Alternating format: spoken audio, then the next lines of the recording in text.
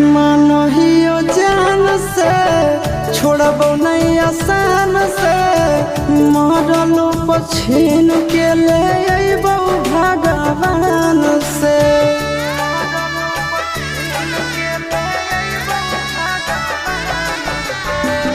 मानहियो जान से छोड़बो नहीं आसान से मरलो पछीन के ले अइबो भगवान से।